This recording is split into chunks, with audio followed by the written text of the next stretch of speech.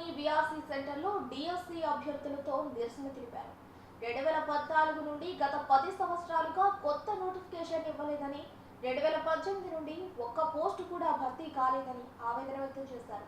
గత ప్రభుత్వాలు అదిగో నోటిఫికేషన్ ఇదిగో నోటిఫికేషన్ అంటూ కాలం గడిపారని, దానివల్ల ఎంతో మంది పేద మధ్యతరగతి డిఎస్సి అభ్యర్థులు చాలా ఇబ్బందులకు గురయ్యారని చెప్పారు.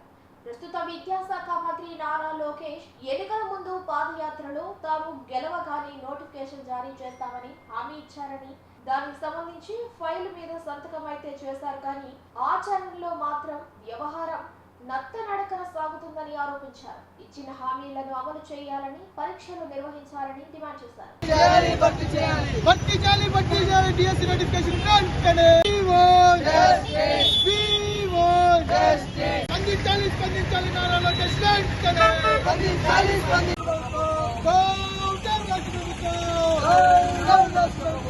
ఈరోజు నెల్లూరు నగరంలో విఆర్సీ సెంటర్ లో డిఎస్సి అభ్యర్థులతో ధర్నా నిర్వహించడం జరిగింది. దీనికి గల కారణం ఏంటంటే 2018 నుండి ఒక్క నోటిఫికేషన్ కూడా భర్తీ కాలేదు. డిఎస్సి నెల్లూరు జిల్లాలో కావచ్చు, రాష్ట్రంలో కావచ్చు.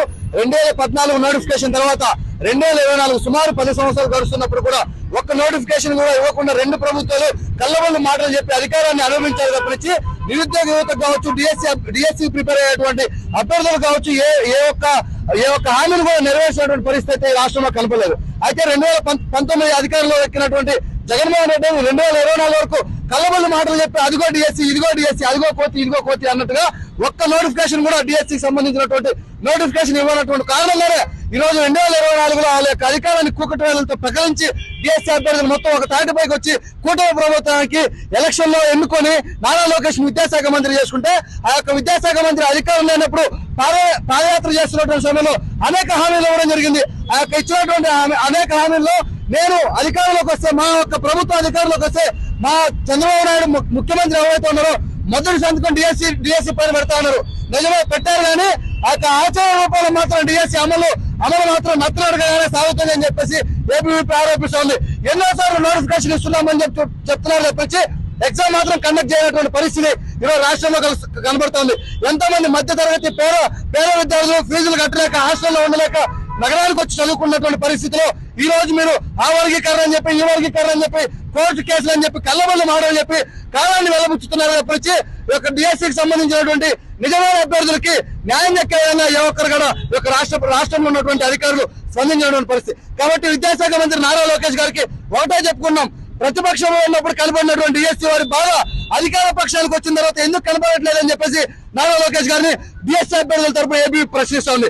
కాబట్టి వెంటనే యొక్క ముద్రను తెలివి అనేకమైనటువంటి స్టేట్మెంట్లు ఇస్తా ఉన్నారు, ముఖ్యమంత్రి కావచ్చు, విద్యాశాఖ మంత్రి కావచ్చు.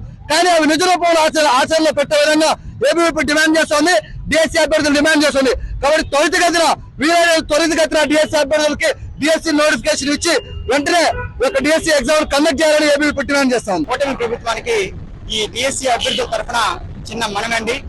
మేము ఎన్నో సంవత్సరాల నుంచి ఈ డిఎస్సి నోటిఫికేషన్ కోసం వెయిట్ చేస్తున్నాము.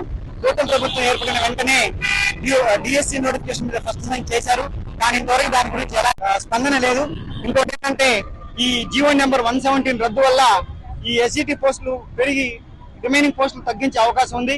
అలా కాకుండా ఏదైతే 16,400 పోస్టులు మీరు నోటిఫికేషన్ ఇచ్చారో, అది అంతకుముందు చెప్పారో అన్ని పోస్టులు ఒక్క పోస్టు కూడా తగ్గకుండా దానికన్నా ఎక్కువ పోస్టులతో కూడిన నోటిఫికేషన్ ఇవ్వాలి.